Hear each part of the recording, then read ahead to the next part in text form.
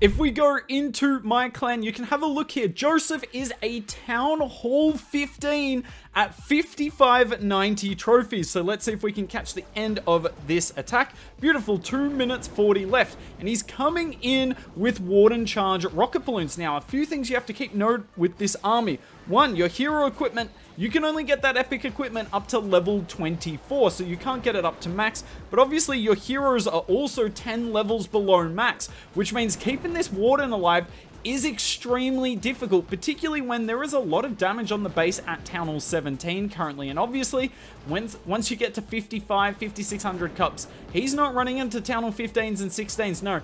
Every single hit Nicholas does is a double hit up, but he's still killing it with this army. And today, I'm going to show you this one live attack, and then I've got a bunch of replays ready after this that I can show you because he does some sick attacks with this army. Now, when you're a Town Hall 17 hitting Town Hall 17s, you don't have to use the Flame Flinger because it's quite risky. There is a lot of defenses that outrange the Flame Flinger now. But when you're a Town Hall 15 hitting up, you do need the Flame Flinger because it just gets rid of so many defenses on the base, whereas the Siege Barracks is just a funnel troop, really.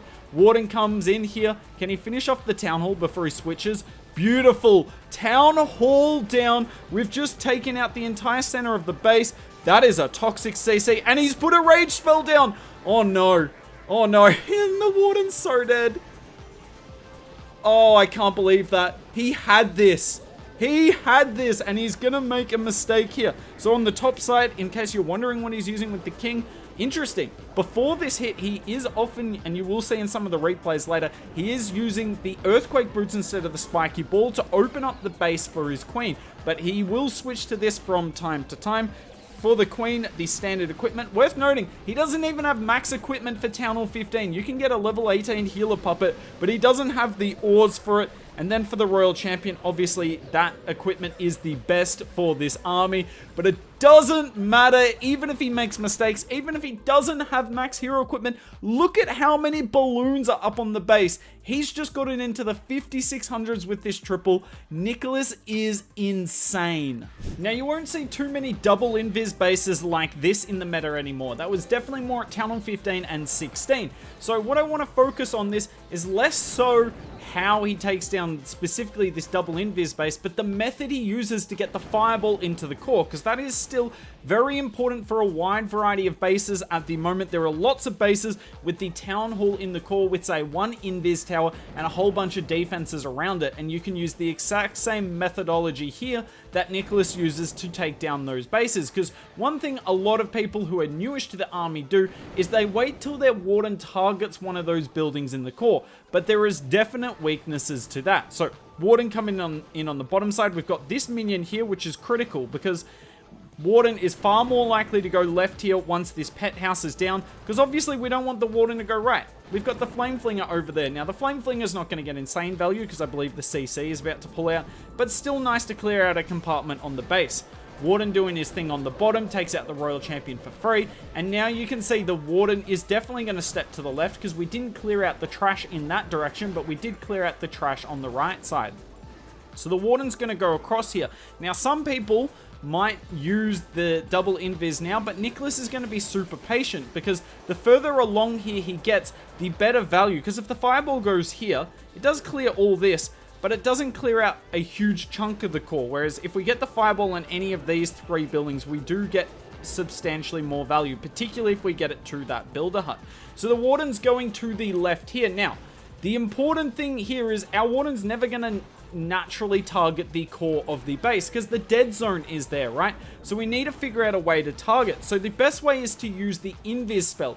However, it is best to use the invis spell when your Warden is targeting a non-defensive building. So Nicholas is going to wait for the Warden to target this gold storage here, because then when you put this invis down, it's not going to redirect the Warden, right? Because he's targeting a non-invised building. If he's targeting a defense, and then you have to invis that defense, obviously, to redirect the fireball, then the Warden is going to be moving whilst you hit the fireball. And if a Tesla pops whilst he moves, rip to your fireball. So it's much better to do it like this, The Warden does move a little bit. I don't know why he did that. He absolutely did not. But generally, you want him targeting a non-defensive building. Pop the Fireball, and it's much more stable to do it like that. And look at this. The Warden never redirects, right?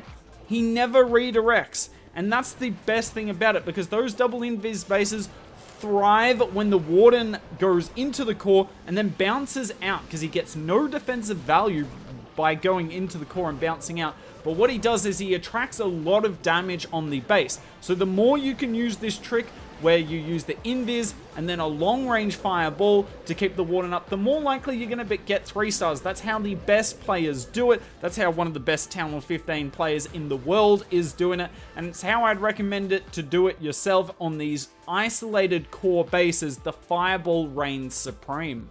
Now, Nicholas is going to attempt to do the exact same thing in this attack. You can see we've got the core of this base, and we don't really want the Warden to target the core, at least when that invis tower is active. We're going to use the fireball and an invis to redirect, or if we don't need the invis, even better. But he does make a mistake or two here, so you guys can see what mistakes he makes so that you don't make the same thing yourselves. Now, the first mistake he makes here is not putting the Flame Flinger down, so he actually plans to use the Flame Flinger right here, which I don't really know if it's worth it. At this point, it's going to get 3 defensive buildings. Like, there's not much Flame Flinger value elsewhere on the base, admittedly, but surely there's some way you could get more than 3 buildings with it. So, Warden coming in. Now, this gear up tower is a nightmare, particularly if you've got a lower level Warden and Fireball. The Fireball, obviously, because you're doing less damage, but look at this. Way less hit points, even with the Rage.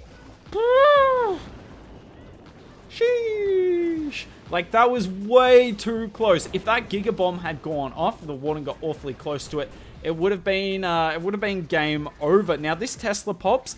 I think if it's not for this Tesla, he would have popped the Warden ability right now. Now, I would have used an invis and popped the Warden ability, and there you go. But notice, he pops it late. So that gold storage goes down whilst the Fireball is in effect. The Warden steps into the core, and now he's completely changed his pathing on the base.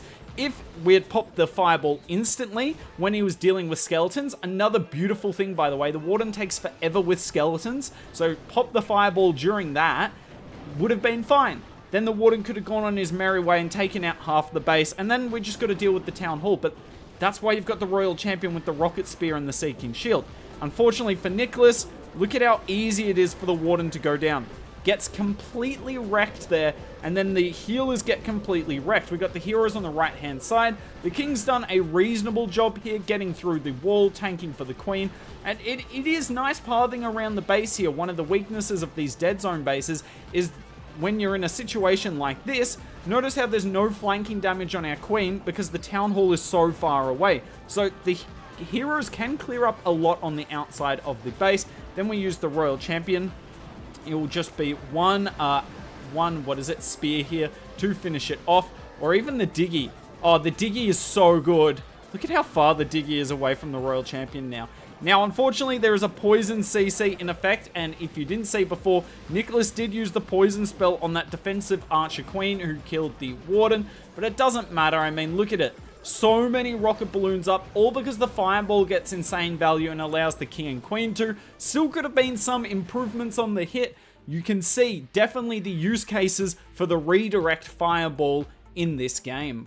What better way to finish this video than against a really strong base, one of these isolated Town Hall bases that is very much the meta, and you're gonna see Nicholas make a pretty catastrophic mistake here, and he's still gonna be able to get the 3 stars. So Warden coming in on the bottom, clearing out this chunk of base, and then obviously we want to get the CC down. So if we can land the Fireball on this Expo, we'll be able to get the CC down and get yourself some epic value. Now, I want to talk about the Flame Flinger, because we really haven't talked about it much this video.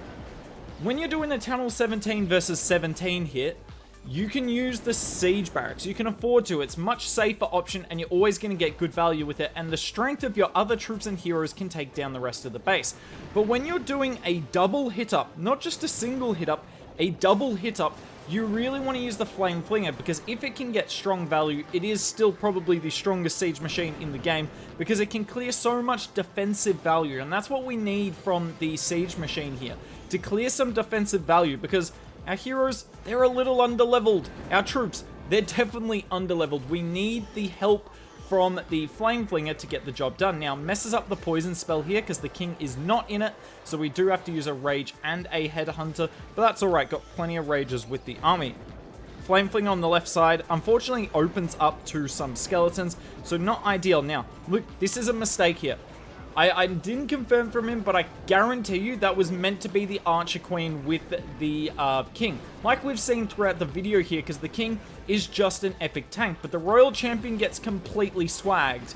Like, that is as swagged as a Royal Champion will get other than simply not deploying her. Geared up cannon, hits like a truck, really nice invis, even though he didn't need it. Much better to be safe than sorry. Queen comes in here, puts the 2 rocket balloons down to get any traps out of the area, and then pops the Queen ability for the healers. Now, he did try and wall break to the Town Hall. Unfortunately, the wall break went for the elixir storage on the top side. Now we are in a little bit of trouble. We've only got 1 freeze spell. We have got 8 rocket balloons left, so we are going to be able to overwhelm this monolith here, but look at all those traps. So many traps, and obviously the Fire Spitter is going after the healers. Why would the Fire Spitter ever go after any of your normal troops? Really clutch rocket balloon there, does take down the monolith. And look, is this an overkill? No, but he has essentially, as a Town Hall 15 v 17, nearly swagged the Royal Champion. She did get a few shots off and her Seeking Shield, but as double hit-ups go, this is as swag as it gets. So hopefully you enjoyed some of these attacks. If you want to see him do some live attacks, I do them on my own personal channel. I can put that link in the description below. But if you want to see more epic content against Town Hall 17s and how to take down these bases, I'll link that video on the left.